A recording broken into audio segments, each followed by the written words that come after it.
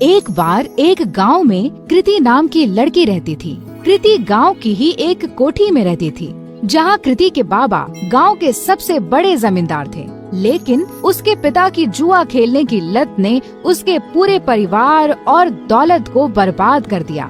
कृति के परिवार में कोई नहीं था। असल में कृति के पापा ने एक बार जुआ खेलते समय अपना सब कुछ दांव पर लगा दिया और वो हार गए।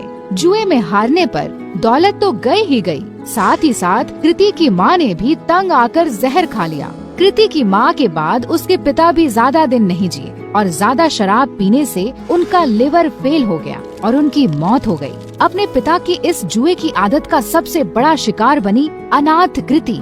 उस बेचारी का क्या दोष था? अब ना ही उसका कोई ख्याल रखने वाला था और ना कोई रोटी देने वाला। पेट पालने के लिए मजबूरन कृति गांव के घरों में झाड़ू पोछा करती। कृति का ये सब करने का बिल्कुल भी मन नहीं करता, क्योंकि जिस घर में वो काम करती थी उसका मालिक उसे बुरी नजरों से देखता था। लेकिन 2 वक्त की रोटी के लिए कृति ये सब भी झेल लेती थी। कृति रोज सुबह सुबह गांव के मंदिर में जाती और अपनी दर्द भरी कहानी भगवान को सुनाती। हे ईश्वर, किस जन्म का तू मुझसे बदला ले रहा है? क्योंकि इस जन्म में तो मैंने किसी का भी बुरा नहीं किया। अब तू ही बता, अगर मेरा बाप जुआ खेलता था तो क्या इसमें मेरी गलती है? मैंने तो हर बार उन्हें जुआ खेलने से रोका, यहाँ तक कि रोकने के चक्कर में मार भी खाई, लेकिन हमेशा यह विश्वास रहा कि एक दिन तू सब ठीक कर देगा। मैंने तुझ पे भरोसा किया और तूने मेरे भरोसे का आज मुझे ये सिला दिया। न खाना है न कोई अपना, काम पे भी मालिक बुरी नजर से देखता है। क्या यही तेरी महिमा है? कृति की आंखों में आंसू भर आए और वो वहीं बैठकर फूट फूट कर रोने लगी। लेकिन कृति ने आंसू पोंछे और वहाँ से उठकर जाने लगी कि तभी उस मंदिर के बाहर एक बूढ़ा आदमी दिखा जो उसे घूर रहा था। कृति को लगा कि ऐसे ही कोई भिखारी होगा जो उसे रोता हुआ देखकर घूर रहा हो। कृति उस पर बिना ध्यान दिए वहाँ से तुरंत अपने घर चलती बनी। लेकिन अब तो उस बूढ़े आदमी की कृति को देखने की आदत पड़ गई थी। जब भी कृति मंदिर जाती और भगवान को अपनी आप बीती बताती, वो बूढ़ा वहीं खड़ा उसकी बातें सुनता और उसे घूरा करता, लेकिन कभी मंदिर के बाहर कृति का पीछा नहीं करता। कृति को लगा कि वो बेचारा भीख की आस में उसे देखा करता है। कृति के पास कोई बहुत ज्यादा पैसे नहीं थे, फिर भी वो दान पुण्य करने में बिल्कुल भी हिचकिचाती नहीं थी। एक दिन मंदिर के बाहर खड़ा वो बूढ़ा आदमी जब कृति को घूर रहा था तो कृति भगवान के पास जाने की बजाय उस बूढ़े के पास गई। बाबा जी, अगर पैसे चाहिए तो बेहिचक मांग लिया करो, ऐसे किसी और को घूरोगे तो वो गलत मतलब निकालेगा। काश बेटा, तेरे जैसा साफ दिल भगवान ने सबको दिया होता। कुछ दे दे बेटा। कृति ने अपनी जेब से एक 10 का सिक्का निकाला और उस भिखारी के जेब में डाल दिया। बाबा जी, अभी इतने ही हैं, आगे जब ज्यादा कमाने लगूंगी तब ज्यादा दूंगी। अरे बेटा, सच्चे दिल से दिए गए 1 रुपए भी मैं खुशी खुशी रख लूं, फिर तेरे 10 रुपए तो लाखों के बराबर हैं। भगवान तेरा भला करे। ये कहकर वो भिखारी चला गया। किसी गरीब की मदद करके कृति को बहुत खुशी हो रही थी। कृति मंदिर में दर्शन करके फिर से अपने घर चली गई। उस दिन जब कृति अपने मालिक के घर काम करने गई तो वहाँ पर उस दिन उसके मालिक के अलावा कोई नहीं था। क्या हुआ मालिक, आज घर पर मेम साहब नहीं है क्या? मेम साहब वो तो आज अपने मायके गई हुई हैं। वैसे उनके बारे में क्या पूछ रही हो? भला तुम्हारे और मेरे बीच में उनकी क्या जरूरत? अपने मालिक से ये सुनकर कृति कुछ सहम सी गई।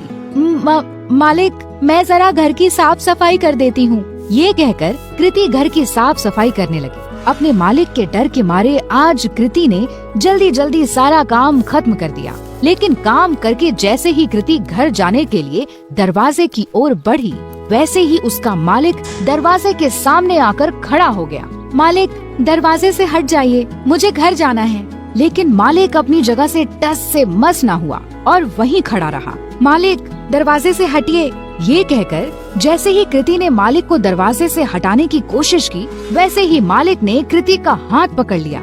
अरे ऐसे कैसे जाने दूं? आज तो मौका मिला है मुझे। बीवी भी घर पर नहीं है, आज तो तुझे नहीं जाने दूंगा।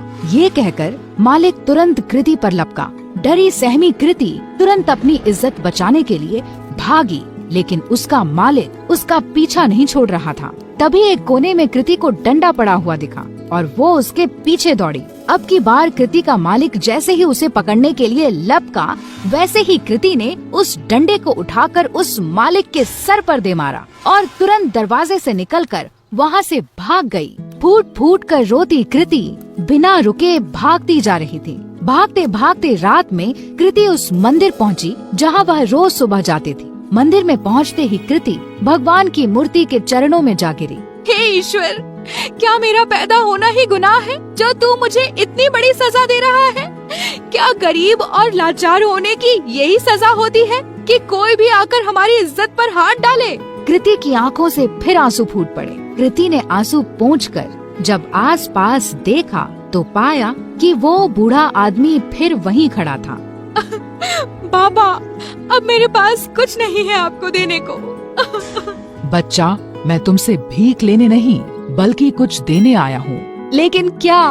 तेरी कोठी के पीछे वाले कमरे में एक जादुई खजाना है जो सही समय आने पर अपने आप तेरे हाथ में आ जाएगा। ग्रहों की दिशा बता रही है कि आज ही वो सही समय है। कृति पहले से ही परेशान थी और ये सब सुनकर उसे और गुस्सा आ गया।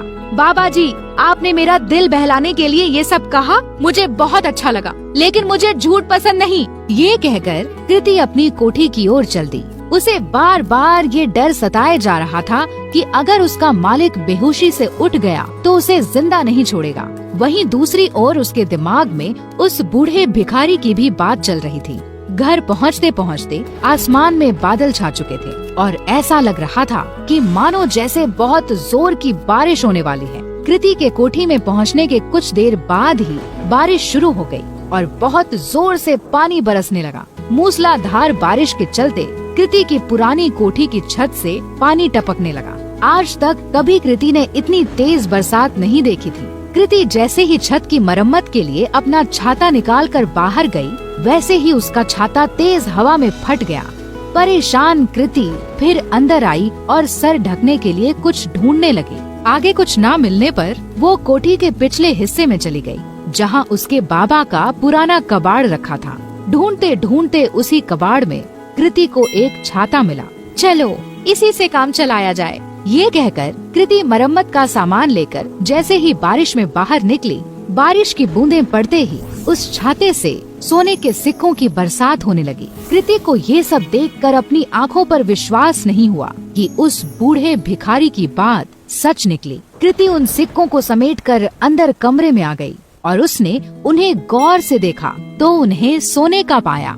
खुशी से पागल कृति की आंखों में आंसू आ गए। अब मुझे अपने मालिक के जैसे गंदे लोगों के लिए काम करने की जरूरत नहीं। कृति ने उसी रात अपना सामान बांधा और इस गांव को छोड़कर उस छाते के साथ निकल गई।